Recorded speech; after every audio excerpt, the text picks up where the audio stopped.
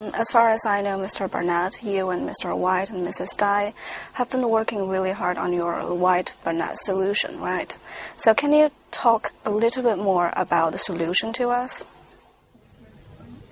Well, the basic idea is that we need to clear out some of the strategic mistrust that exists between the United States and China, which we feel has been building as of late, that has at its roots an imbalanced economic relationship that we seek to radically rebalance in a direct way by encouraging investment from China directly into the U.S. economy and not so much in the manner of buying its debt. And to get that kind of acceptance in the United States and to create that kind of impetus inside China, we think there are some key avenues of strategic mistrust that need to be reduced as part of this larger kind of grand bargain. And so we elucidated that in the term sheet, suggesting how we could de-escalate some of the tension between the United States and China over Taiwan, over Iran, over North Korea, over South China Sea, and to establish kind of a more consistent dialogue, suggesting, for example, that the strategic and economic dialogue become a permanent standing body for direct communication between the two countries. And then specifically on the investment flow that we're seeking to encourage, we're suggesting that up to $1 trillion of Chinese holdings, either in terms of debt or in terms of reserve currency, be directly infused into distressed U.S. companies, resulting in a significant but minority share for the Chinese ownership, and suggesting that a pivotal ownership share be taken up by pension funds and major equity firms that would be selected on some basis, case by case.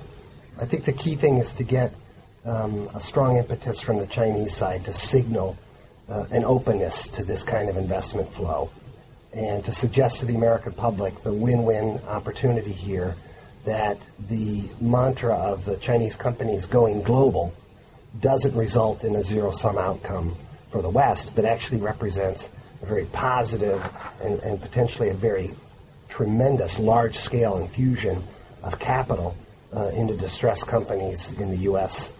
And elsewhere, and signaling that China is interested in that kind of rebalancing and get some of the discussion off what we think is a less useful path, kind of focusing on the value of the renminbi, and instead saying if China's accumulated these tremendous reserves, they can be put to use directly.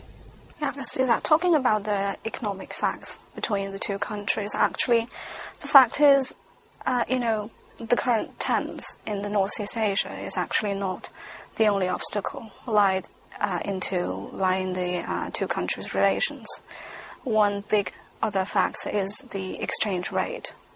The exchange rate has been raising a lot of questions and obstacles in the two countries' relationship. So how do you see the problem, maybe, Mr. Barnett? Well, I think China's taking efforts to make its currency more convertible in the sense that it's doing more and more of its trade denominated in renminbi. And there are some estimates that maybe half of China's trade in half a decade, 5 years' time, could be done, settled in renminbi. And that would expose China more to the kind of price pressures from the outside world. And it would slowly and surely raise the value of the yuan. I think the problem is that it's going to occur at a slow and steady pace where the financial crisis, especially in the West, is acute now. And I think, in our opinion, we can't wait on the exchange rate changing in such a slow pattern, and requires something more dramatic in terms of an investment flow to kind of counter and change some of the dialogue off the question of the exchange rate, which I think is, again, moving in the right direction, but it'll take a long time. Between 2000, when China entered the WTO, and 2008, the American dollar depreciated 40%. And between 2005 and 2008, the Chinese currency appreciated 21%. It it did not help the trade deficit. The trade deficit is around 260 to 300 billion a year. The trade deficit is caused principally because my country, the United States, doesn't want to sell high technology to China, which China therefore buys from Europe and Israel and elsewhere. Part of what we propose in this grand strategy is, since there shouldn't be a war between the two countries, which is the essence of the grand strategy, then America can sell the technology and China can eliminate the deficit overnight by simply buying $300 million worth of technology from the United States.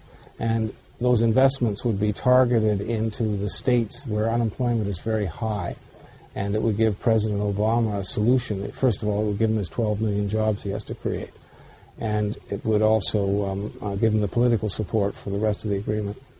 On the second point, what we proposed in our two China Daily articles ago, People Daily articles ago, is that in connection with the joint naval exercises in the Yellow Sea by South Korea and America, that China should offer to join those joint naval exercises and to make the Yellow Sea safe for transport.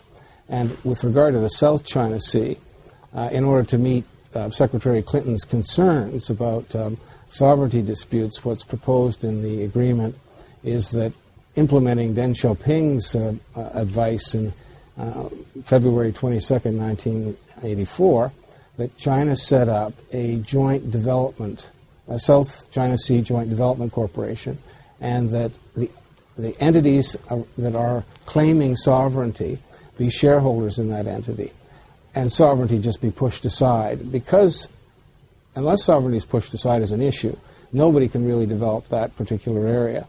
So you turn a geopolitical problem into a simple economic set of transactions where the various nations decide how much they want to invest, etc. So that's the way you solve the South China Sea. And of course, we suggest, Diamond and I suggest that, and this suggests, the agreement that Tom and Diamond and I are presenting suggests that similarly there be joint military exercises with the South Vietnamese and the North Vietnamese, etc. Yes, you've been talking about cooperation and increasing the transparency between the two, but the latest news actually is that the U.S. and Japan and the ROK are now holding, meetings in Washington to discuss the situation about the DPRK. Right now, on the same day, we're talking here in Washington.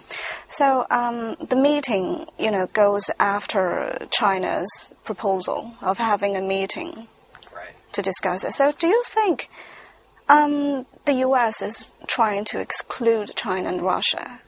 I think in the first instance it's trying to reassure longtime allies. And I don't see anything wrong in that as long as it, quickly progresses to the six-party talks.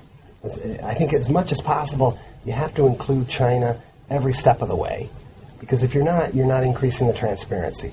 If the Chinese Navy were to conduct military exercises, say with Cuba in the Gulf of Mexico, the United States would find that fairly threatening. It would be a very different subject if the PLA Navy was conducting exercises with the United States off our coast. That would be a sign of openness and transparency, an increase of exchanges, those sorts of things. So, it's very much a matter of perspective. I think the Chinese are right to feel nervous about U.S. military warships off their coast. I think every instance should be taken advantage of to include the Chinese in these kinds of efforts, because when the Chinese join a naval exercise with the Japanese and the South Koreans and the Americans, that sends a very stabilizing sort of message, not just to the region, but it says to the DPRK, nothing's going to happen on the basis of these powers. These powers are together. Whatever you're doing is not appreciated, not welcome, not helpful, but it's not going to create tension between these powers. These powers cannot be played off against one another. Early in President Obama's administration, before he really had his foreign policy team in their offices, on the 24th of May, in 2009, he announced that he was launching a new era of partnership. The policies for such an era requires new policies. What is provided in this agreement is the framework for those new policies. And as China presents this to President Obama, it gives him an opportunity to decide whether he wants to persist with the current path or whether this is in fact the future of the relationship of the two countries. And he needs to be given that opportunity. And as Tom said, China has to say, this makes a lot of sense to us. What do you say? On April the 6th, 2005, President Hu was in the Oval Office, and he tried to have a breakthrough like this with President Bush. He didn't have the benefit of this document. Now he has a president and President Obama that has a very open mind, but nobody has explained to him how he can back away from the confrontational policy and take the China-U.S. relationship in a constructive direction. Too much of the dialogue right now is America listing all the things it wants from China, and China being reticent to give those things. And that's not a very productive dialogue. The logic of the agreement is to say, if you look sensibly at the economic situation, China has amassed a tremendous amount of money. Okay, you have a lot of distress in the U.S. economy. Does it not make sense, as China seeks to go global, to make investments directly into the U.S. economy, not so much in the debt markets, although some of that needs to be done, but more so in the economy, directly into the businesses themselves. Okay, if you want that kind of logical thing to happen, the dialogue has to progress to the point where the United States understands these are some of the things the Chinese would need from the United States in terms of security understanding and other forms of cooperation that would open up this possibility. And that dialogue really hasn't happened. It hasn't been enough of a two-way dialogue. It's been far too much of America listing the entirety of all the things it wishes to seek address on, and China not being able to make that delivery. So it's kind of a stagnant dialogue that really hasn't shifted that much in the last several years, and it needs to.